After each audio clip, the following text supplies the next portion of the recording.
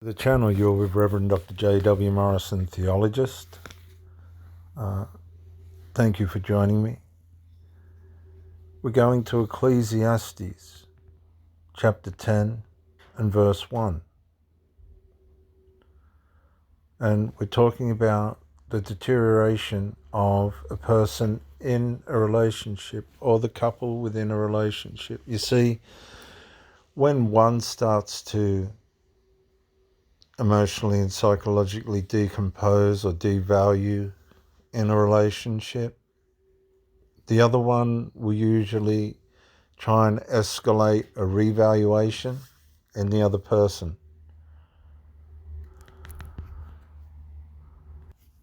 They'll try and reestablish their worth or try and work out why the problem is what it is and how it's gotten to where it is.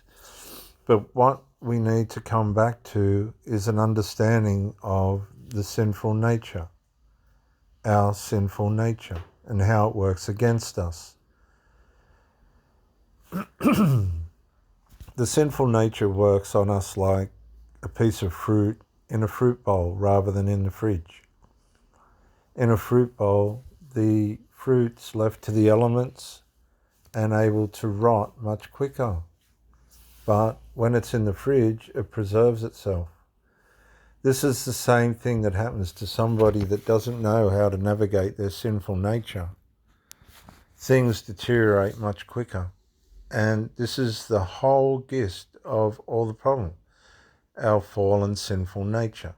Again, you can clinically name these things and that's all fun and interesting, but I personally am sticking with our sinful evil nature and all the ways in which it morphs itself and changes itself to accommodate the environment and the situations in which it's trying to bring down good and replace it with evil. That's what it does. That's how it works. To ultimately separate people from each other and then separate people within themselves. See, what we don't realize is that after evil has had its way with our relationship, then it goes to work on us as individuals. And a lot of people don't recover very easily from a breakup, especially when they've committed themselves to having a good go at it. But the problem with it is, if the person that's suffering after the breakup has contributed to the breakup and they don't understand what they've done to make it happen, then it's like a dead fly. As dead flies cause even a bottle of perfume to stink, so a little foolishness spoils great wisdom and honor. You see, they take the honor out of the relationship. Somewhere or another, a fly has gotten into the relationship and caused the perfume to stink. And this can be unresolved. The fly can be unresolved. The fly can be an emotional affair. The fly can be a lie. The fly can be drunkenness. The fly can be seeing your partner hiding a bottle in the bin before they come inside after work. The fly could be the smell of dope as you walk through the door, and there's been arrangements made for this to stop. A fly can be, I promise I'll cook dinner for you tonight, and getting home and there's no dinner. A fly can be late. A fly can be texts not answered. A fly can be the phone not being answered when you ring, or you never being contacted. The fly can be, who was that person you were talking to of the opposite sex? A fly can be, you have lipstick on your collar. A fly can be, you smell like a man, be it the wife. A fly can be, why were you talking behind my back? A fly can be, why were you sharing personal, intimate details about our relationship with your child? A fly can be, are you smoking again? I thought you were giving up. A fly can be, you said you were going to lose weight. A fly can be, I don't like the colour of your hair like that. A fly can be, you never do anything around the house. A fly can be, you didn't pay me back that money. And a fly can be getting yelled at, screamed at, and abused. All these things begin the decomposure elements of a relationship, where the bottle of perfume, the relationship starts to stink. Now, these foolishnesses, these parts where our sinful nature gets in, the dark triad elements of ourself, and we start listening to them, begin to come in and spoil the areas where wisdom needs to be applied and where honour can rise. Now, there's games that people play sometimes when they want to get out of the relationship, or when they're struggling within the relationship to make space. And these people will try and condition you against the grain of the relationship and try and form you into this, how can I put it? Like a scarecrow. They're building you into a scarecrow to suit what they need from you within the relationship. They program you. They start to condition you slowly to be what they want. I remember many years ago, I had a girlfriend after my first marriage. And she tried and tried and tried to condition me to see her 3 nights a week. And the funny part about these people is you can live with them for 2 or 3 years or 12 months or whatever it is, depending on who you're with. Some you'll get 12 months out of before they go into devalue and boundaries against you. This one went for 3 or 4 years, and then the wheels started to fall off. And she tried to condition me to seeing her 3 or 4 nights a week, which suited me in a way. To cut a long story short, you could sit and watch they become apersonal. That means they only want their own person at different times. So rather than building the relationship, it starts to decompose and you become a convenience. They keep you around as a convenience because it's better the devil you know than the devil you don't know. And if there is a devil that you don't know hanging around, you're not going to know about that anyway, unless you got your wits about you and you can tell female nature when they're playing up without them saying anything. And as the dead flies come into the bottle of perfume and make it stink into the relationship, as the devalue stage increases and the games start to get played, the distance starts, there's retraction in the bedroom, the sexual adventurousness starts to change, there's retraction and withdrawal, and intimacy starts to decline. I've never had this problem. I've had a little bit of, they have had instances where they weren't going to cooperate, in cases where they would have, I would say, in areas that were normal, and that's usually a sign that something's pretty wrong and you better be alarmed. But as the dead flies cause even a bottle of perfume to stink, so too there's this foolishness that comes from our sinful nature and starts to seep into the perfume of the relationship. And where wisdom needs to be applied, now you'll see foolishness starting to come into play and into action. Honour starts to deteriorate between each other. Things start to spoil.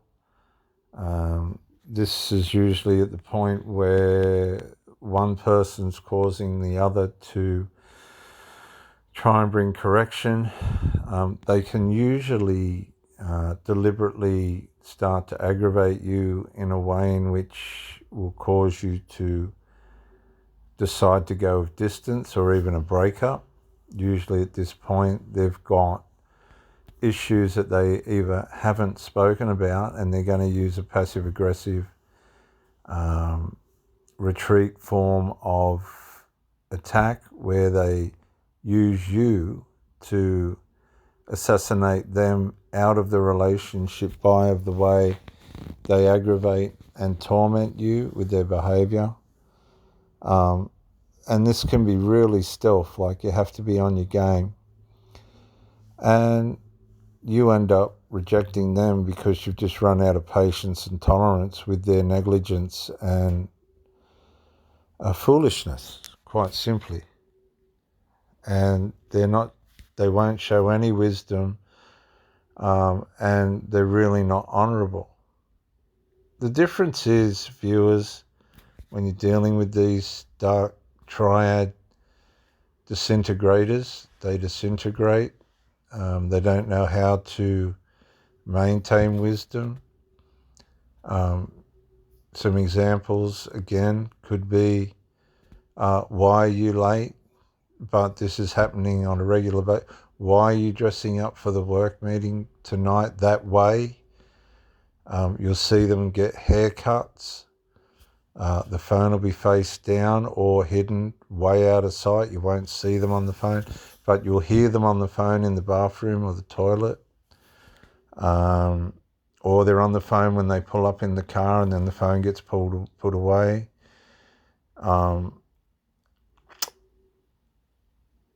They'll start to cause little micro arguments for no reason and blame you for things that they're doing. You can usually see and sense projection, negative projection towards you to try and justify in some way themselves, but they're actually revealing themselves. And a wise person chooses the right road, but the fool takes the wrong one. You'll often see them neglecting themselves. They might ask you questions about how they're performing sexually, just to make sure that they're going to present themselves properly to another person. This is dark triad stuff. This is what can happen when the flies, right, when these dead flies can cause even a bottle of perfume to stink, because they're starting to go foolish and they're starting to spoil things. They know it, but they're not perceiving it as foolishness or spoiling. It's their fallen nature. It's the way these people work. But you're trying to choose the right road, and this person, all of a sudden, that used to be an angel, is now an absolute demon. And all their minions that have been hiding in the background and just waiting for this to happen will be speaking into them. This person's this and this person's that. Get rid of them. You can do better. All this sort of rubbish. But a fool takes the wrong road, and this is the point. You can identify fools just by the way they walk down the street. And what this is telling us is you can identify, if you're educated, the way in which these people behave when they're on the way out. The way in which these people behave when they're on the way out. When the circumstances have become too much for them and they can't find a resolve, they've tried to condition you into something that they've realised you're not going to become because you have your own identity, a confidence and way about life, which they knew about when they got involved with you. They're trying to now allow their sinful nature of dead flies to make what was beautiful start to stink. They're trying to cause you to do a reverse discard so that they can leave the relationship with a conscience. You'll usually find they've got somebody else usually waiting around the corner for them, which, well, good luck to them, but it really doesn't matter because you've seen inside this person's life enough to know if they're this bloody stupid, just let them go. But you might be a codependent and put all your cards into one bundle or all your eggs in one basket. But you can change this. You can realize, right, that this fool is taking the wrong road. Okay, when somebody's given and presented with a wonderful opportunity to share in a fantastic relationship, and they're turning up medicated on alcohol, stoned, right? They're turning up like it's all just one big fucking joke. Sorry for swearing, and I shouldn't, but I mean, I get angry about this because it happens to people all the time, and you're watching this fool, right? This fly. They're no different to a dead fly when they get to this stage, spoiling the beautiful fragrance and perfume of the relationship with all of a sudden this spoiled foolishness. And it's a sign too. It is a sign that these people may have come out of a relationship where they've never had to deal with anything. They've been the standover. They've got their own way. They've never had to be accountable to anything. Either the husband or the woman were just a lackey, and some sort of prowess has given them the right to think that they can just do and treat people however they like. And you're just trying to be wise, right? You're just sitting there trying to go down the right road, and you're watching all this carnage happen around you, right? I've watched these people's children, these single mothers' children, control these people to such a point where they're literally from behind the scenes controlling the relationship. Yeah.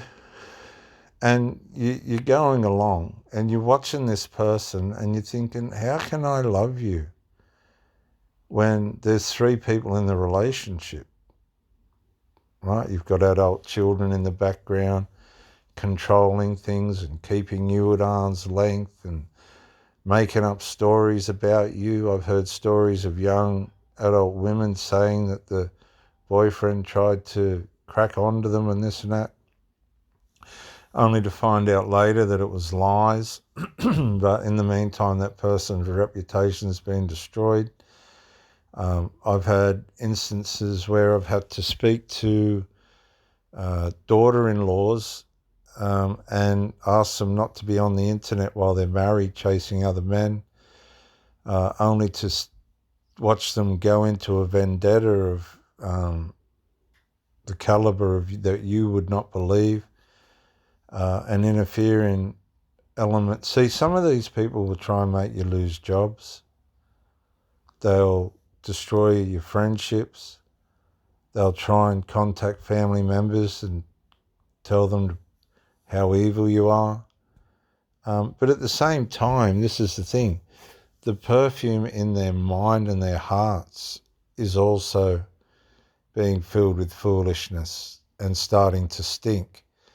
So you can, this is what happened in my last relationship. I could smell a mile away that something just wasn't right, and I axed it straight away. And it all got revealed, actually. I was the one getting the blame for the delusion of this golden child, adult child, mummy's boy, delusion about some perception I had on suicide or some shit like this. I never entertained it because it was never anywhere near the reality of the situation. And what made me stand back and unattach was the fact that this woman did nothing. And I thought to myself, she's leaving these people deluded. She's allowing these people to be deluded. And the whole thing got so blown out of proportion. It was just not that I was against them or trying to say they're bad people. I'm just thinking, how could have this gotten to this? But it was like an alpha attack. The kid was the alpha of the house, and he had to try and demasculinize who I was to maintain that position in his head. And it was quite obvious and of no importance to me or effect on me, but it did affect the relationship terribly. And she knew it. She knew it was going to be the end of the relationship because she was attached to that adult child, to his detriment and to hers. And these are examples where these people try and condition you to their dysfunction, taking the foolish road, the wrong road, while you're trying to be wise, and they're spoiling it. They're just 9 months this woman spoiled our relationship before I gave in on the last one. One previous to this took 4 years I tolerated a crap for. And what I learnt was, if you want the relationship to work, you'll just keep fighting against the stink. You'll just keep throwing good perfume on the dead flies, and it's all a waste. Because once these people start to deteriorate through a triangulation or whatever the problem is, the foolishness and the spoiling cannot be stopped by wisdom and honour. You can apply all the wisdom and honour towards that person that you like, but if the fool's taken the wrong road, then it doesn't matter how wise a person you are, this fool is going to stay on that road. And that's what happens to people all the time. All the time. They allow things to triangulate. You find out that they're really not able to have a solid, substantial relationship because they got too many issues going on within themselves. See, they got flies, dead flies, all over the perfume and fragrance and sweet aroma of their soul and spirit that they're supposed to be presenting to you. Alcoholics, alcohol, drug addicts, drugs, dope smokers, dope, and all these people are into reckless sex, and they try and soothe themselves, their stink and their spoiled foolishness with, lust and desires, only to end up with psychological and pathological problems where they become sex addicts and they harm themselves that way. Drug addicts, they abuse drugs, and then they have both, and they age very quickly, and their minds deteriorate very quickly, and their bodily organs and all these sort of things get wrecked. They get diseases, and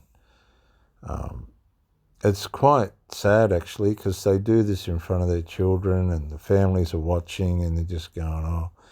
And then you meet these people, and the families are saying, oh God, what's going to happen to this person? And you're not aware of any of this. Okay, but none of that matters if you've got your wits, if you've got great wisdom and you are an honourable person, because you'll choose the right road while you're watching this person's dead flies, spoiling all the goodness of the relationship, using spoiledness and foolishness to wreck everything, and ending on the wrong road. There is no better future for them than what they've had with you. They'll just repeat their behaviour and take what they can get, even if it's worse than you. So don't lose any sleep. It's predictable, right? It's predictable. They're going on to continue, probably maybe even worse, what they know. That's to meet somebody, love bomb them, set them up, cause a scene, cause a separation, set up boundaries, hope the person comes back, and then condition the person to run the relationship probably from the other person's house, and isolate them from their place for whatever But that may not happen if they're a drug addict like the other person. They might be able to sort something out there where the tribe will allow them to come in. There's all different things, like alcoholics don't like people that don't drink around. Weed smokers don't like people around that don't smoke weed. People that take tablets struggle. All these people too are asocial. They'll stay within their own space. They're not actually antisocial, but they're asocial. I'm quite asocial, where I like my own company, and I don't need to be in big crowds. So these are just some things on how these people deteriorate, and possibly you've done this yourself, and all the dead flies of your carnal natures come out and cause the fragrance and the perfume of the relationship to start to stink, and of course the deterioration right down to the wrong road, where people are ending up in bed with other people and just completely pathologically destroying themselves and everything around them. Turn to the Lord. He is the one that keeps you on track. He is the one that's wise and chooses the right road for us. If we follow the road he walked on, then we can just watch I watch these people. It's theatre at its best. And they haven't got a clue that you're aware of what's going on, because they're not aware of themselves. But if you are educated on the sinful nature and how it works and all its wiles, and you can read the invisible aspects and attributes of all these things, then you're going to be safe. Because as soon as the flies start to appear, you can smell the stink and you let that person go. You can identify a fool just by the way they walk down the street. Okay, by the way they behave. That's your key. Unresolved's a big one. If there's something that needs to be resolved or something that needs to change and they're not doing it, I really do suggest that you take a very close look at what's going on and sort out something to protect yourself really quick. Really, really quick.